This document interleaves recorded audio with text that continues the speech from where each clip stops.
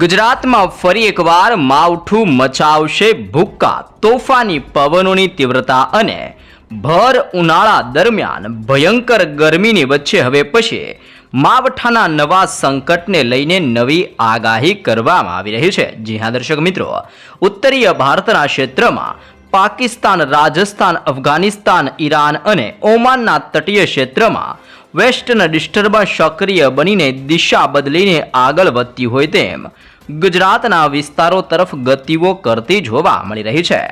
બંગાળની ખાડીને અરબી સમુદ્રના દરિયામાં લાંબા સમયના વિરામ લીધા બાદ હવે પછી ફરીથી તોફાન વધી રહેલું જોવા મળી રહ્યું છે। સિસ્ટમની ભયંકર અસરને લઈને હિન્દ મહાસાગરના દરિયામાં હાલ અત્યારે ઉથલ પાથલ મચી રહેલી જોવા મળી રહી છે। ભિન્ન ભિન્ન ક્ષેત્રમાં હાઈ પ્રેશર અને લો પ્રેશરના મજબૂત ઘેરાવા બનીને દિશાઓ બદલીને આગળ વધતા હોય તેમ દક્ષિણીય ભારતના તટીય વિસ્તારમાં ભર ઉનાળા દરમિયાન જળબંબાકાર વરસાદની ચેતવણી આપવામાં આવી છે।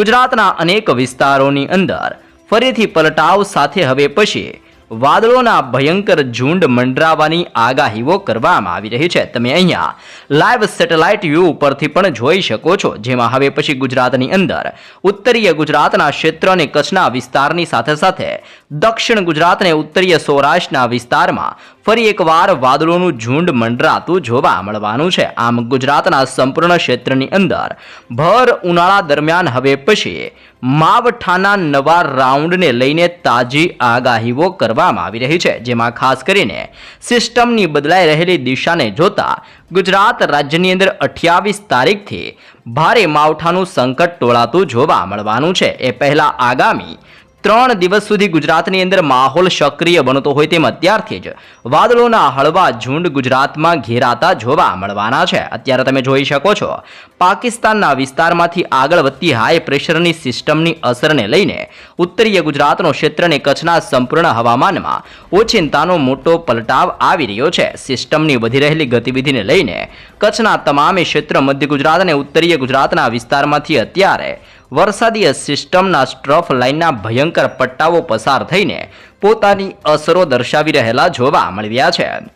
ગુજરાતમાં ગરમીના પ્રમાણની વાત કરીએ તો 37 ડિગ્રીથી લઈને 41 ડિગ્રીને અનેક વિસ્તારમાં 42 ડિગ્રી સેલ્સિયસ સુધીની ભયંકર ગરમીઓ પડતી જોવા મળી રહી છે। પરંતુ હવે ગરમીમાંથી લોકોને રાહત મળતી હોય તેમ અરબી સમુદ્ર, ઓમાન, અફઘાનિસ્તાન અને ઈરાનના વિસ્તારમાંથી આવી રહેલી વેસ્ટર્ન ડિસ્ટર્બન્સની તીવ્ર અસરને જોતા 28 તારીખ, 29 તારીખને આવનારી 30 તારીખના રોજ ફરી એકવાર વાદળ છાયા વાતાવરણ સાથે માવઠાના સંકટને લઈને આગાહી કરવામાં આવી રહી છે। તેની સાથે સાથે આગામી 3 દિવસ સુધી કચ્છ અને ઉત્તરીય ગુજરાતનું સંપૂર્ણ હવામાન પલટાતું જોવા મળવાનું છે, જેમાં આગામી દિવસોની અંદર ગુજરાતના વિસ્તારોની અંદર પલટાવની સાથે સાથે હવે પછી આવનારા ચોમાસાને લઈને પણ તાજી આગાહીઓ કરવામાં આવી રહી છે। હાલ ગુજરાત ઉપર નજર કરીએ તો અત્યારે ગુજરાતની અંદર કચ્છના હવામાનની અંદર ધીમે ધીમે પલટાવની શરૂઆતો જોવા મળી રહી છે, જેમાં નળિયાનો ક્ષેત્ર, લખપતનો વિસ્તાર, ખાબડ, બાડેલી, રાપરના ક્ષેત્રથી ગાંધીધામના ક્ષેત્ર અને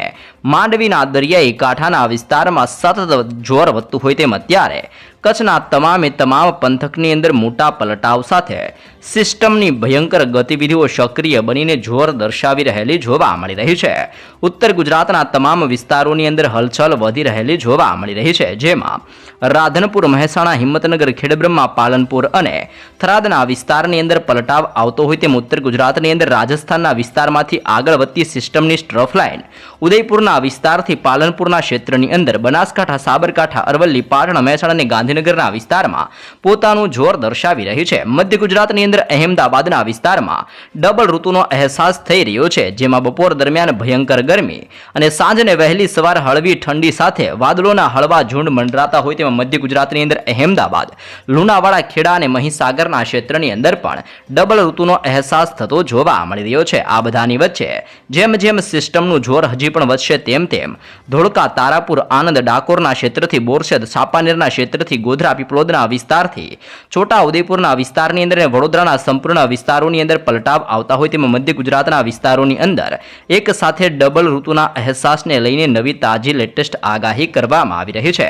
તમે અહીંયા પણ જોઈ શકો છો, મુંબઈના વિસ્તાર, આલોકના ક્ષેત્ર અને મધ્ય મહારાષ્ટ્રના વિસ્તારથી હવે પછી નાગપુરના વિસ્તારમાંથી સિસ્ટમ આગળ વધીને દક્ષિણીય ગુજરાતના વિસ્તારોની અંદર પોતાની હળવી અસર દર્શાવતી હોય તેમ દક્ષિણીય ગુજરાતના તટીય વિસ્તારોની અંદર પણ હલચલ વધી રહી છે. વાપીના ક્ષેત્રથી સાપુતારા, વલસાડના વિસ્તારથી બિલીમોરાના અનેક ક્ષેત્રમાં, વણસાડા આહવાના ક્ષેત્રથી નવસારીના વિસ્તારોની અંદર, સુરતના તટીય ક્ષેત્રથી બારડોલી, વ્યારા, ઉમરપાડા, વાંકલ, કોસંબાના વિસ્તારની અંદર મોટા પલટાવો આવી રહ્યા છે. ડેડિયાપાડા, ભરૂચના ક્ષેત્રથી દહેજ પંથકની અંદર, સિનોર ક્ષેત્રથી લઈને ડભોઈ, કરજણ અને જાંબુસરના હવામાનની અંદર મોટા પલટાવો આવતા હોય તેમ દક્ષિણીય ગુજરાતના હવામાનની અંદર પણ હળવા પલટાઓની આગાહી કરવામાં આવી રહી છે.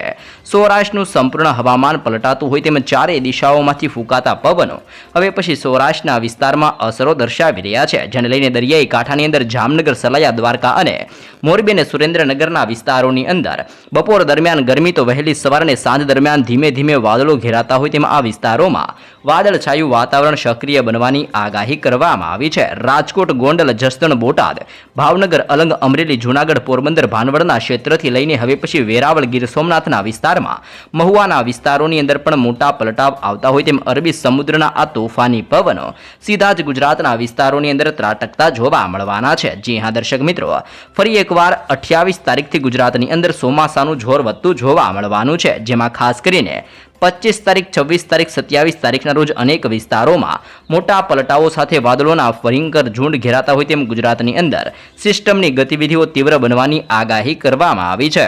દર્શક મિત્રો, કાળઝાળ ગરમી વચ્ચે હવે પછી ખુશીના સમાચાર સામે આવી રહ્યા છે.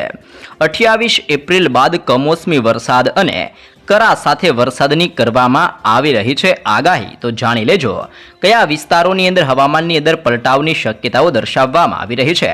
હાલ ગુજરાતની અંદર આકરા તાપ વચ્ચે આગાહીકાર આંબાલાલ પટેલ દ્વારા ચોંકાવનારી આગાહીઓ કરવામાં આવી રહી છે. ગુજરાતના અનેક વિસ્તારમાં ભયંકર ગરમીઓ પડી રહી છે, પરંતુ દક્ષિણીય ભારતના વિસ્તારમાં મોટા પલટાવ સાથે માવઠું પોતાની અસરો દર્શાવી રહેલું જોવા મળી રહ્યું છે.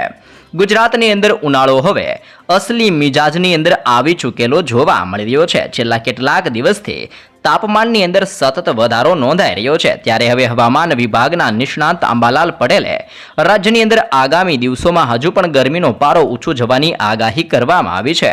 રાજ્યના મોટા ભાગના વિસ્તારોની અંદર અત્યારે સવારથી જ આકરી ગરમીનો અનુભવ થઈ રહ્યો છે, જેના કારણે જનજીવન અત્યારે અસ્તવ્યસ્ત થતું હોય તેમ લોકોને હાહાકાર પહોંચાડી રહેલું જોવા મળી રહ્યું છે. પરંતુ હવે પછી બંગાળની ખાડીના ક્ષેત્રથી લઈને દક્ષિણીય ભારતના વિસ્તાર અને હિન્દ મહાસાગરના દરિયામાં નવી નવી સિસ્ટમો બનવાને લઈને તોફાની પવનોની તીવ્રતા વધી રહી છે. પૂર્વીય ભારતની અંદર બાંગ્લાદેશના ક્ષેત્રથી દક્ષિણ ભારતના દરિયાઈ કાંઠાના કેરળના વિસ્તારથી તામિલનાડુ, અંદમાન નિકોબારના વિસ્તારોમાં ફરી એકવાર હળવા વરસાદીય ઝાપટાઓને લઈને શક્યતાઓ દર્શાવવામાં આવી છે. ખાસ કરીને આગાહીકાર આંબાલાલ પટેલની તાજી આગાહી મુજબ આગામી દિવસ એટલે કે 28 એપ્રિલ સુધી રાજ્યની અંદર ગરમીનું જોર યથાવત રહેવાનું છે, જે પછી મધ્ય ગુજરાત અને ઉત્તર ગુજરાતના અનેક વિસ્તારમાં ગરમીનો પારો 42 ડિગ્રીથી 44 ડિગ્રી સેલ્સિયસ સુધી પહોંચવાની પૂરી શક્યતાઓ દર્શાવવામાં આવી છે. અહેમદાબાદ, ગાંધીનગર, સાબરકાંઠા અને બનાસકાંઠા જેવા વિસ્તારોની અંદર અંગ દજવતી ભયંકર ગરમીઓ પડતી જોવા મળવાની છે. આ વિસ્તારોમાં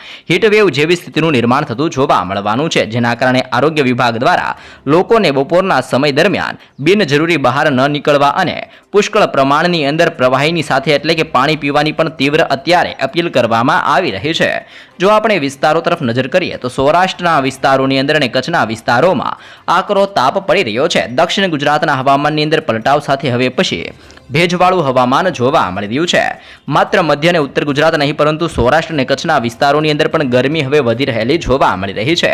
કચ્છના રણ વિસ્તારની અંદર ગરમીનું પ્રમાણ વધવાને લઈને સ્થાનિક લોકો અત્યારે મુશ્કેલીમાં મુકાઈ ગયા છે. તો બીજી તરફ દક્ષિણ ગુજરાતના વાતાવરણની અંદર થોડો પલટાવ આવી રહ્યો છે. સમુદ્રના દરિયાઈ કાંઠાના વિસ્તારમાં તોફાની અને ભેજયુક્ત પવનો ફૂંકાઈ રહ્યા છે, જેના કારણે તાપમાન ભલે ઓછું હોય પરંતુ બફારા અને ઉકળાટનું પ્રમાણ અસહ્ય બનતું જોવા મળી રહ્યું છે. સુરત, વલસાડ અને નવસારી જેવા શહેરોની અંદર ભેજના કારણે અત્યારે લોકો પરસેવે રેબઝેબ થતા હોય તેમાં ભયંકર ગરમી અને બફારાના પ્રમાણને લઈને તીવ્ર ગતિવિધિઓને અસર વધતી જોવા મળી રહી છે. પરંતુ આ ગરમી હવે લાંબો સમય સુધી ચાલવાની નથી, કારણ કે 28 એપ્રિલ બાદ વાતાવરણ પલટાશે.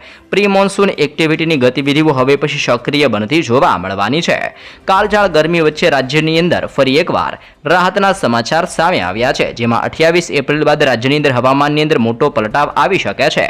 પશ્ચિમી વિક્ષેપ સક્રિય થવાને લઈને રાજ્યના અનેક વિસ્તારોમાં વાદળછાયું વાતાવરણ સક્રિય બનતું જોવા મળવાનું છે. મોટા પલટાવને લઈને અનેક વિસ્તારોમાં પ્રી મોન્સૂન એક્ટિવિટીને લઈને હળવો વરસાદ અને ગાજવીજ સાથે અનેક વિસ્તારમાં વરસાદની તીવ્રતા વધતી જોવા મળવાની છે. હાલ દરિયો બેકાબુ બની રહ્યો છે. ભિન્ન ભિન્ન ક્ષેત્રમાં તોફાન સક્રિય બનીને અસર દર્શાવી રહ્યું છે.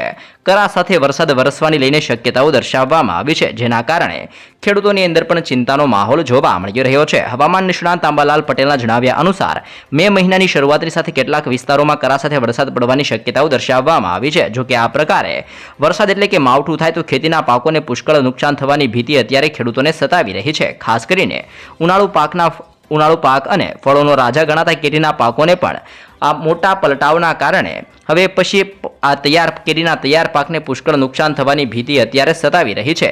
એક તરફ ગરમીમાંથી રાહત મળશે તો બીજી તરફ ખેડૂતોને વાદળોના ભયંકર સંકટની વચ્ચે કમોસમી વરસાદના કારણે ખેડૂતોની અંદર અત્યારથી જ ચિંતાનો માહોલ જોવા મળી રહ્યો છે. આમ રાજ્યની અંદર આવનારી 28 તારીખથી મોટા પલટાવ સાથે અનેક વિસ્તારોમાં વાદળ છવાયા વાતાવરણ સાથે ફરીથી માવઠાનું જોર વધવાની તાજી આગાહી કરવામાં આવી છે.